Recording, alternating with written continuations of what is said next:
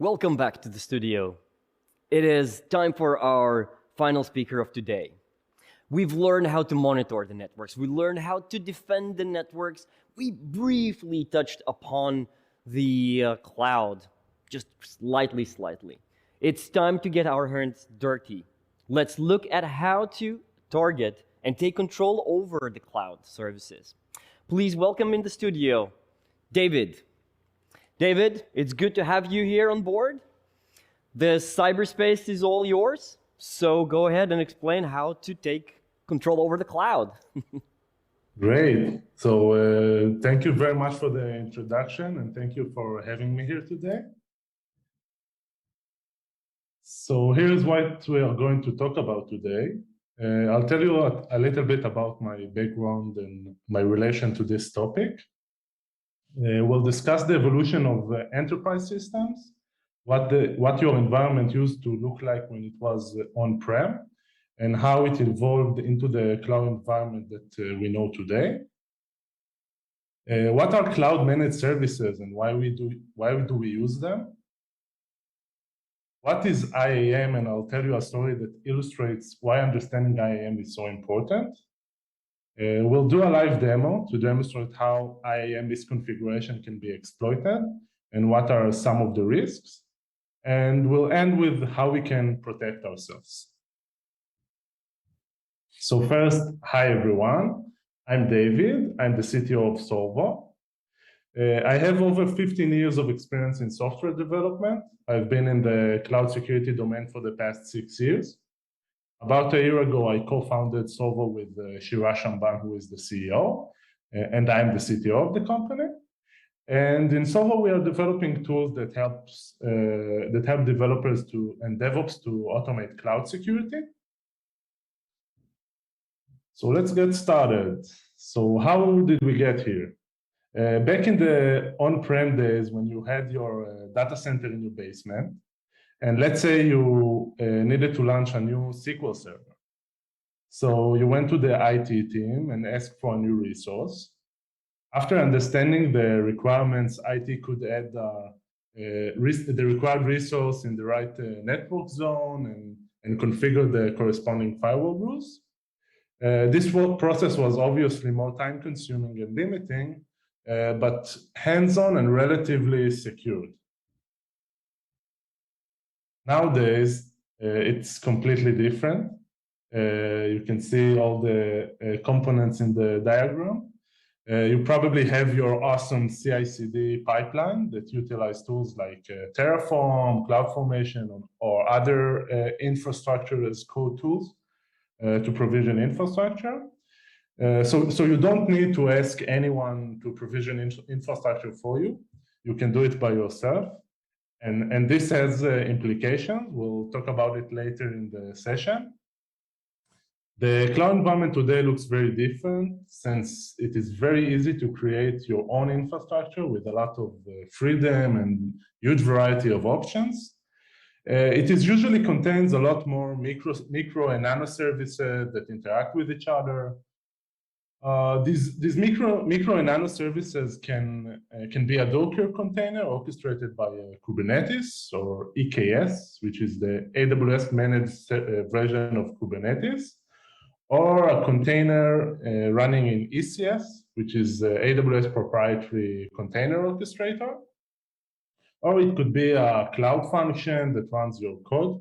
In AWS, it is called a Lambda function.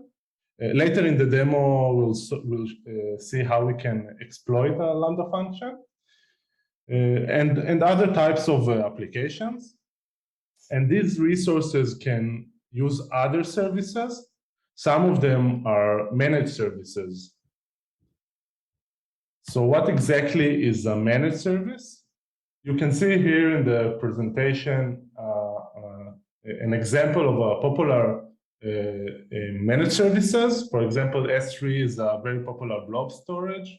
DynamoDB is a NoSQL database. SNS is a notification service. It allows you to implement a pub/sub architecture. SQS is a queue service. Usually SNS and SQS come together and they serve as a message broker platform. similar to RabbitMQ. And Kinesis is a stream processing service similar to Kafka. So what is common to all these services? They are fully managed by AWS. It means that you don't need to configure environment and instances and network rules. There are no instances at all. Of course, there are instances, but you don't manage them directly. AWS manages the resources behind the scenes. So you don't even see them in your AWS console. You don't see the instances. So how can you use a managed service? Simply by using AWS API. You can choose your preferable programming language and use AWS SDK to access these services easily. In this slide, you can see just a glimpse of the long list of services that AWS continuously adding more and more. So you created your first managed service and you can write a simple code to access it, but how can you control who and what else can access it? In the world of managed services, firewall rules are no longer the answer. It is done by using IAM, which is a short for Identity and Access Management. In cloud environment, we have identities that perform actions, which require permissions. Usually when you think of an identity, you imagine a human user. But when you think about it, most of the actions performed in your environment are done by application, meaning machines.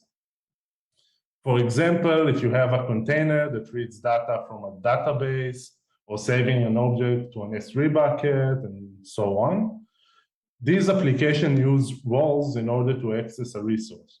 So you have a policy that consists of statements which tells what actions can or cannot be done. You assign a policy to a role, and then you assign the role to the application. In this case, it's an EC2 instance, but it can be a Docker container in Kubernetes or ECS, a Lambda function, and other types of resources. And then the application can perform actions on behalf of the role. So what exactly is a policy? A policy is simply a JSON document, as you can see here. It consists of a constant value of a version, and it has a list of statements. Each statement usually consists of the field effect, which can be allow or deny, an action, which specify which actions are, in this case, allowed. Here you can see the get object action, which means download an object from an S3 bucket. And this is the bucket or the resource that this action is relevant for. In this case, it is the confidential data bucket. And note the asterisk here in the head of the bucket. It means that this permission allows all the objects inside this bucket to be downloaded. You can, of course, specify a specific object instead of this wildcard, and then only this object will be able. You will be able only to download this object. This is another example of policy. In this case, the wildcard appears here in the action field, and this means that these permissions allow to get, list, and put all get, all list, and all put actions on all resources. This means that it allows 117 possible actions. Basically, it means that this policy grants full access to S3 service because this is all the possible actions. So why would someone use wildcard in the policy? Simply because it's easier. It takes time and knowledge to understand what exactly, what are the exact actions that the application needs. Sometimes actions have a relation between them. If you want, if you need to download an object and it's encrypted, maybe you need access to an encryption service. So sometimes to understand the relations and to craft the specific policy, it takes knowledge and time. And of course, no one wants the code to break because of a missing permission. So we see this practice a lot. And I'll tell you, we almost got into the fun part, the live demo, don't worry. But before that, let me share a real example that show why what we are talking about is so important. So Capital One is a big financial corporation. In July 2019, they reported a breach. The breach caused the sensitive data of 100 million users to leak. The cause of the incident was a misconfigured web server that was overly permissive permissions. A smart hacker exploited a vulnerability in the web server that allowed her to run commands on it. The web server was an AWS EC2 instance with an assigned role. The hacker ran a command that retrieved the instance credentials, and by that allowing her to use the assigned IAM role outside of the instance. The IAM role had an overly permissive policy that allowed access to all S3 buckets in the account. So the hacker simply scanned all the S3 buckets and retrieved whatever data she wanted.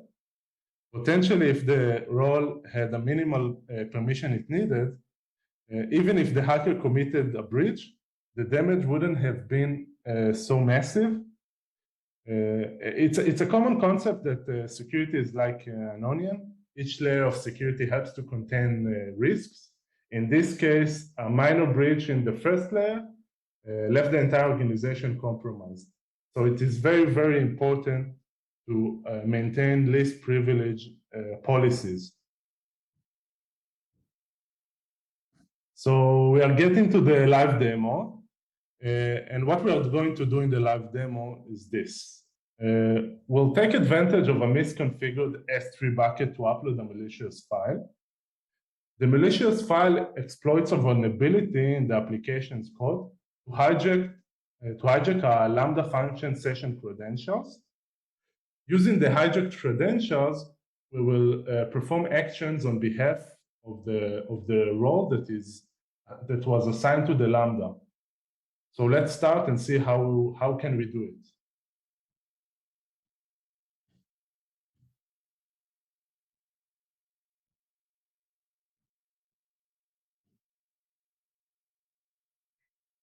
So for the live demo, I'll be using this OWASP web application.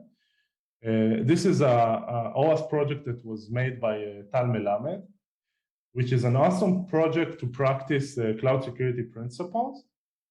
We'll exploit a vulnerability in this web application, and then we'll understand how we can protect our application better and how we can configure the policies in a way that it will reduce the risk drastically. So let's start.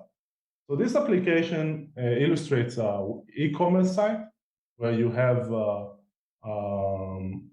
you can order a video game, add it to the cart, and once you complete the transaction, you'll receive an email confirmation with a confirmation number and a link. This link opens a text file, a receipt file, with details about the transaction.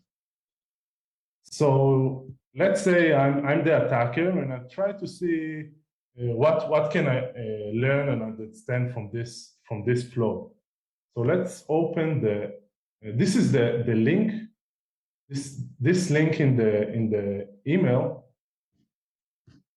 is basically, this is how it looks, and it's addressing to an S3 bucket. I can tell because of this domain, S3 Amazon AWS.com, then I understand that this is a common URL pattern of an S3 bucket. This is the path inside the bucket, but what is more important is this. This is the name of the bucket. So let me copy the name of the bucket. And now let's go to the terminal and see what can I learn from this bucket name. So for this, I'll be using AWS CLI. AWS CLI is a shell interface that allows me to perform actions on AWS API. So the first action that I'll be perform is list objects. So I use AWS CLI under S3 API, and I'm using list object action.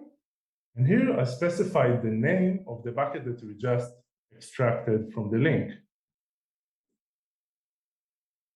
And as I can see, the operation completed successfully, and I'm able to see items inside the bucket. Now let's see if I can even download one of the items. So for downloading an item, I'll be using this command, which is the copy command from the S3 bucket. This is a path inside the bucket to my local machine to this text file. So I run the command, and I can see that the command completed successfully. I even can open the file and see that, yes, I succeeded to download a file from the S3 bucket. So up until now, I can understand that this bucket is misconfigured. It allows me to see not only my receipt, but the entire content of the bucket. So I can download receipts of other users. But let's see if I can do even more. Now let's try to run this command.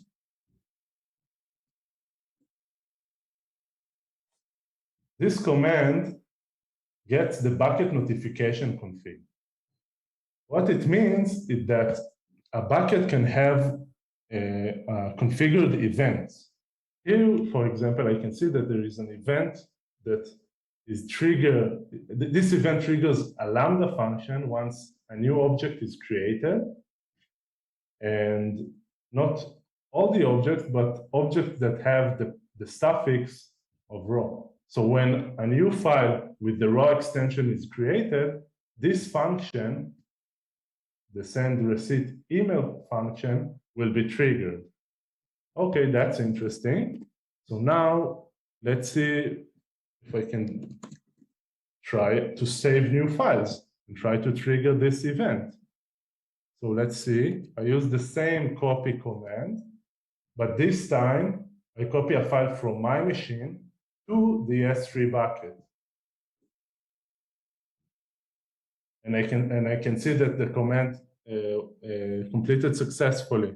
I even can run the list objects again and see if my new object will be returned, and yes.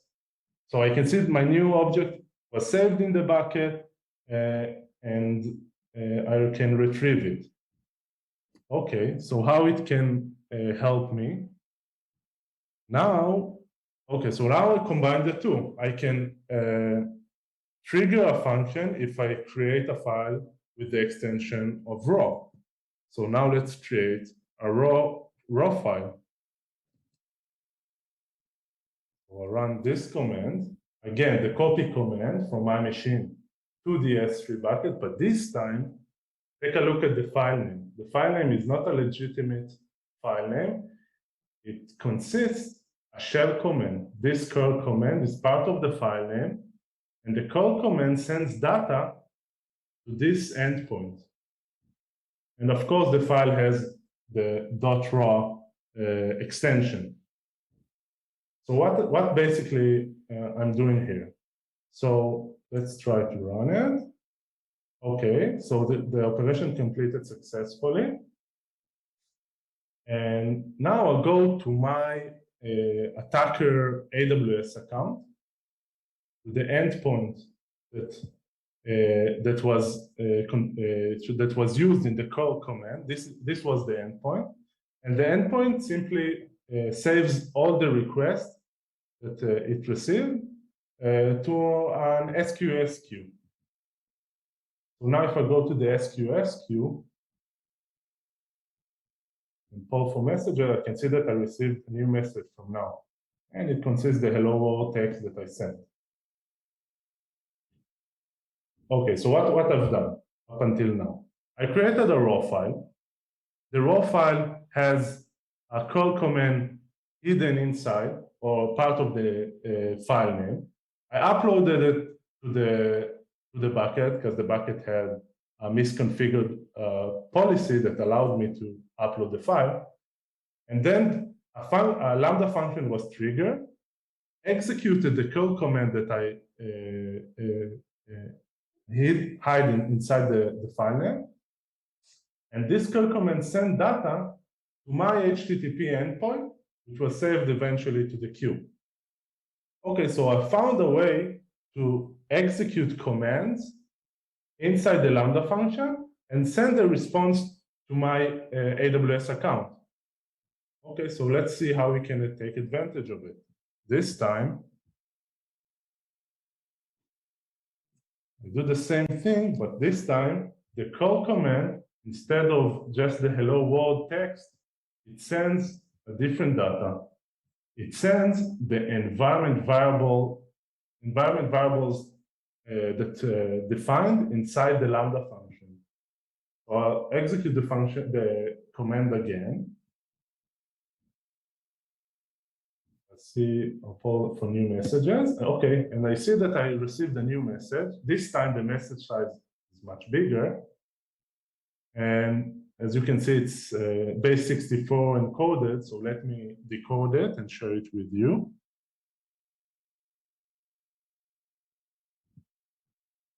Okay, so as you can see, these are the environment variables that were defined in the Lambda function. I already know that it's a Lambda function, but I can see here the function name. I can see that it is a Python Lambda function. But more important, I can see these environment variables: the session token, the access key ID, and the secret access key. These environment variables, what allows the Lambda to perform actions using AWS services. So when a Lambda function accesses an AWS service, it uses these credentials to identify as the assigned role. So this is what allows the Lambda to perform actions on behalf of the assigned role. So now what can I do? I can try to configure these credentials on my machine and try to mimic the same behavior of the Lambda function and access AWS services on behalf of the IMO. And by the way, all the people that are watching this is an obsolete value. You can copy it and you won't be able to use it because I don't really want you to access my AWS account. But I'll use the real value that I just extracted. So let me configure the credentials for my machine.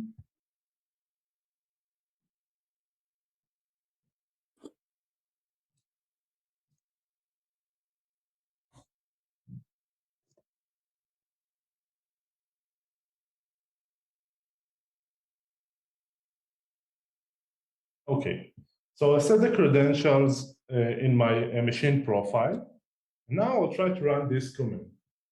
This command uses STS, the token service, to get the caller identity, which means on behalf of which identity I'm performing actions. So let's try to execute the command. And I can see that I'm executing, or the identity that I'm using is an assumed role, and specifically the role that is assigned to the Lambda function. So now I can perform actions on behalf of this role. So let's see, what can I do? Let's try to describe SSM parameters. SSM is a very popular configuration service, which allows application to have a centralized repository for all configuration. Sometimes it is pretty common to see sensitive parameters. In this example, we have a parameter that stores the orders table, MySQL connection string, maybe the credentials for the MySQL, Salesforce API key, and there can be more sensitive parameters. Let's try to get the value of the Salesforce API key. For this, I'll be using the get parameter action. And note that I'm using with decryption. I'm trying to decrypt because this parameter is sensitive and it's encrypted, but the role that I'm using has permissions to decrypt parameters in SSM.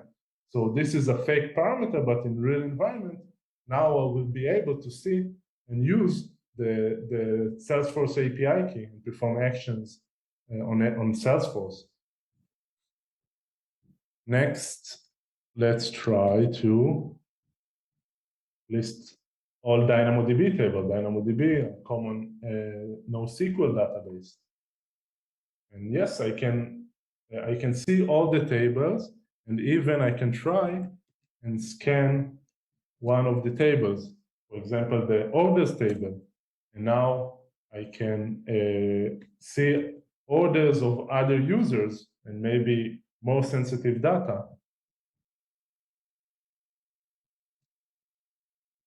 I can try and list all S3 buckets. So we started with a misconfigured S3 bucket, and I was able to explore the data inside the bucket. But now I have permissions to explore the data in all S3 buckets that exist in this account.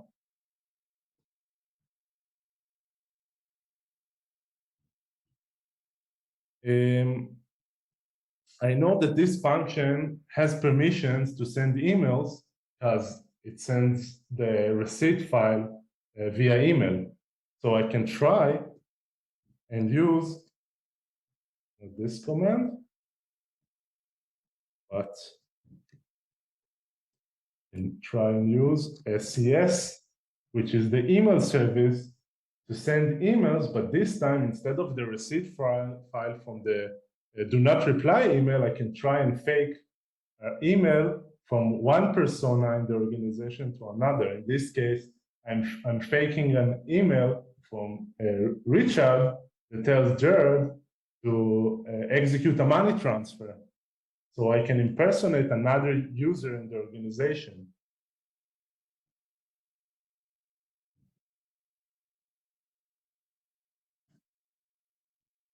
And another common use case will be to try to assume another role, a different role, using the current role. So I can try and jump to a different role using the assume role action.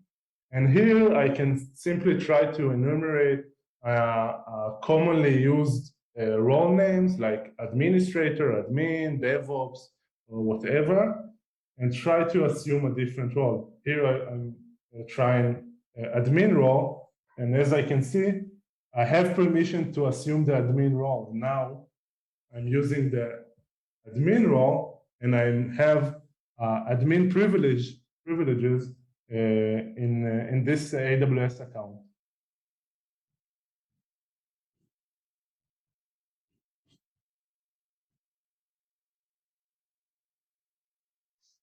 So let's recap what we did so far. So we started with a misconfigured S3 bucket, which allowed us to upload a malicious file. The malicious file exploited a vulnerability in the application's code to retrieve the Lambda function credentials, temporary credentials. We used the temporary credentials to gain access to other AWS services, and eventually we was able to assume an admin role. So why was it possible, and how we should protect our application? So first, let's go back to the OWASP project, but this time let's take a look at the function that we just hacked. This is the Lambda function. As we already know, this is a Python Lambda function. And if we'll take a look at the flow that this function performs, so it reads an item from an SSM parameter, and then it reads a file from a DynamoDB, from a S3 bucket, sorry, the bucket that we just used in order to trigger the function. Then it reads an item from a DynamoDB table, an order from a DynamoDB table. It combines the two, and then generates a new file and save it in the same S3 bucket. And eventually it sends an email using SES. So this is the flow, this is the actions and resources, very specific. And now let's see the role that we just used. So this is the role that that is assigned to this Lambda. And let's open the role. We can see that it consists of two policies. One is AWS managed policy, and the other one is inline policy. AWS managed policy is a predefined policy that every AWS account has it. It's something that AWS creates and offers for users to use to ease the use of IAM. And it is very common to use AWS managed services, managed policy, because first, AWS creates it, so they know what they are doing, so I guess it's okay. And then the name of the policy is DynamoDB read-only access, and as I just showed, the function reads data from DynamoDB, so it makes sense to use this policy. But if I open the policy, I can see that the policy consists of a long list of actions and services. Of course, DynamoDB appears here, but not only DynamoDB, but also IAM and KMS, which is the key management system that allows you to encrypt and decrypt data in AWS. So these services are relatively sensitive, and this policy grants you access to these services. In addition, we can see an inline policy, which is a custom policy that the developer created. And we see the common practice of use of asterisk queues, wildcards, which means basically all action of these services with no resource limitation. So again, a very overly permissive, which basically this is what allowed us to gain so much control in this AWS account. So how we can protect ourselves. So let me share how a correct policy or a much more accurate policy can be looked like. So first, this is the policy. You won't see here any wildcards in the action. So for example, the SSM permission instead of wildcard, here you can see the specific get parameter action on the specific resource and the specific parameter. So now I won't be able to list all the parameters and extract the value of the Salesforce API key, only read this item. Next, the permission to S3 was limited only to these three actions, get, put, and delete object, only on objects that sits inside this bucket. So I can't explore the entire buckets in the account, only this bucket. And I can't even scan the items inside the bucket. I can get a specific object by its key. So I can't scan the bucket. Also here in the DynamoDB permission, I can get a specific item and I can scan the entire table or see other orders in this specific table. And here it's interesting because the permission to send an email is limited by this condition that grant access only if the from address is this do not reply. So I can't fake an email from Jared or from Richard to another user in the organization. I can only send from the do not reply email. So if we'll define this policy to the or assign this policy to the Lambda, then the attack vector was drastically minimized. So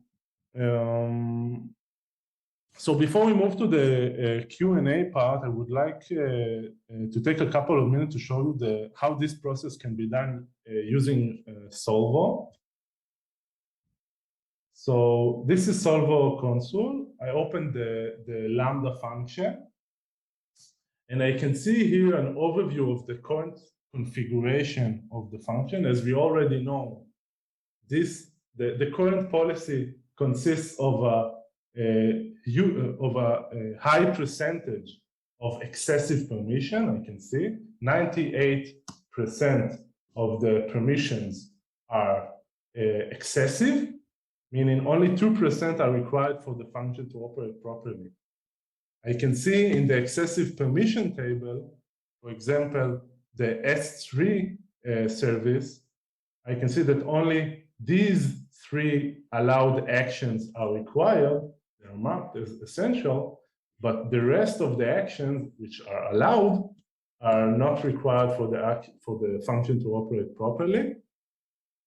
So, so this gives you an overview or understanding of how accurate or least privilege your current configuration. But of course, you can click on the Get Policy suggestion, and Solvo creates this policy automatically by analyzing the behavior of your application. And this policy is very similar to the one that I just showed you, with a specific action on a specific resource. Also, we have here the condition on the email. Here, it's even more accurate, and the permission to S3 is divided into 2 separate statements. One allows delete and get from this specific partition inside the bucket with this extension, and another permission of put to this partition and extension. So it is very, very accurate and granular, exactly according to the behavior of the application.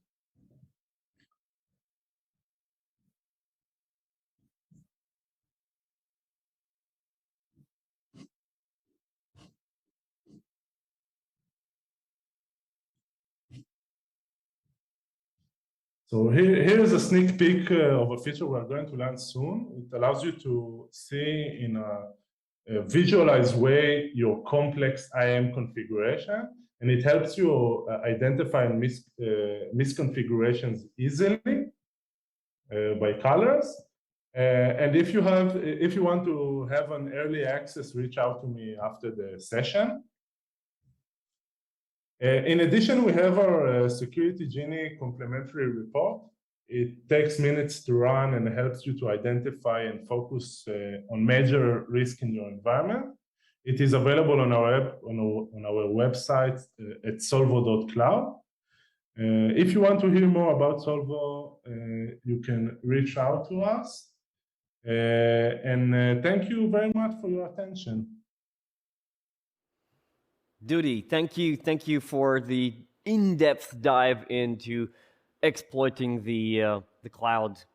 Now, I've followed very extensively on what you explained and showed. Even though I'm not too much into cloud testing myself, but I understand that designing and pen testing the cloud infrastructures is becoming more and more prevalent. We can't go away from this. This is where most of the businesses are going to shift towards, either in the full cloud or hybrid cloud approaches. This is one of the key aspects for this. Now, if I look at the approach that you said, you explained, and I look at the first maybe mistake that was there, or the first thing that you took as an advantage was the email itself. The email link that you extracted already provided way too much information. Is that something a normal thing, or that is something that's already fixed? The way that this application use S3 bucket in order to share information with users, this is actually a very common way to do it, and it's fine, it's okay, but you need to make sure that you configure the bucket and the permission as needed. So, for example, in this example, the link that I extracted from the bucket was a self-signed link, which means that it has a expiration time, and it is valid for a short period of time, and it's fine. The problem was that the bucket itself is not configured correctly, and that allows users or anonymous access and to perform actions on this bucket. So using self-signed links and share links from an S3 bucket, that's fine. Okay. That's not a problem. Okay, because I understood that's your first kind of source of information from where you start collecting and advancing and investigating what happens further. I saw injecting commands like curl. You showed curl. For me, it absolutely looks like not a normal thing to be kind of supported. Is that the vulnerability that's been fixed?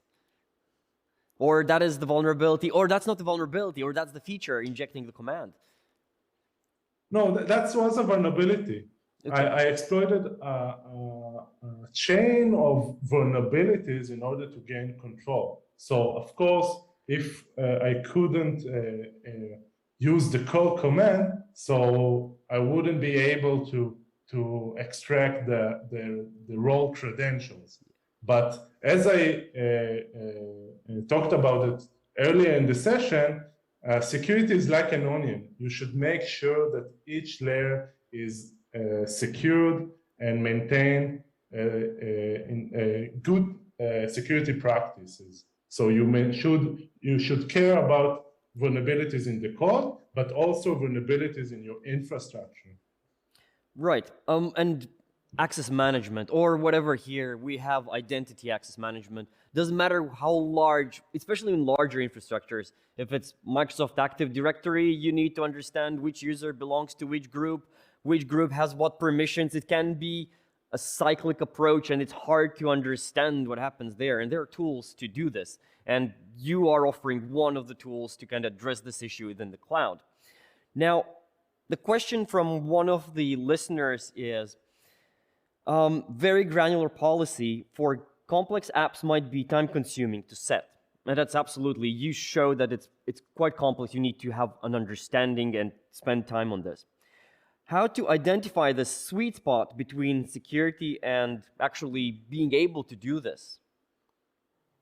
So that's a great question. We in the cloud security domain, we encounter this dilemma on a daily basis, because you want to improve the security, but you don't want to reduce the velocity of the development.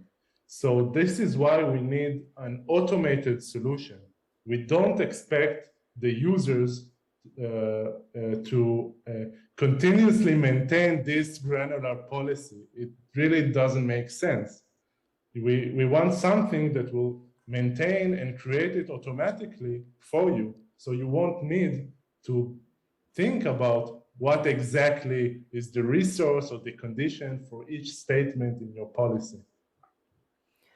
Right, and your final assessment. We all are going to use the cloud services, and so there are already those predefined templates. As you showed, there are these security access right default settings. So are they good enough, or we should still consider on modifying or extending those to kind of further extend our security? And I think you already showed that extension is the key. So it depends. If the alternative is to use admin role, so it is better to use these predefined policies rather than allowing all actions. But of course, a better way is to use or to create your own policies.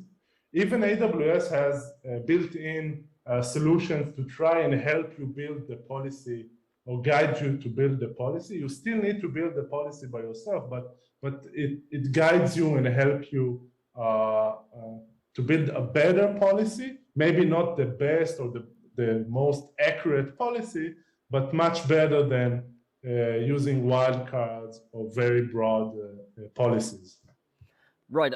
Just the follow-up to the previous question. Are cloud service providers kind of addressing this issue on and making life easier to create this? I mean, creating new policies, is that something, because we understand it's a hard thing to do. I mean, especially going through this granular and huge approaches, huge identities that need to be processed. Is that something that's taken up by the cloud service providers? So yes, obviously yes. This is a well-known issue or a challenge for organizations. So cloud providers do create tools that helps you, and they help. They really help building policies, but still you need to build the policy you own. You still need some kind of knowledge, sometimes a vast knowledge, but still it helps you improve the policies and the configuration. So it's better to use these tools than do nothing and use the generic policies. Right. Thank you, David, for the excellent talk that you showed us with the demo and explaining all of that in a very precise and awesome manner. Thank you for having you here in the studio. Thank you very much. Thank you for having me here today. Thank you. Thank you, everyone. It's been a long day, or it's been a long afternoon, it's been a long evening. It really depends where you are in the cyberspace. I'm going to see you already tomorrow with a lot of new things coming up. New talks, new speakers, new challenges. And for sure, stay tuned for the updates within our conference page. Even if there are no updates, make sure you check it out. It's truly awesome. And have a good evening, have a good afternoon, have a good morning, wherever you are in the real physical world. All right, bye-bye.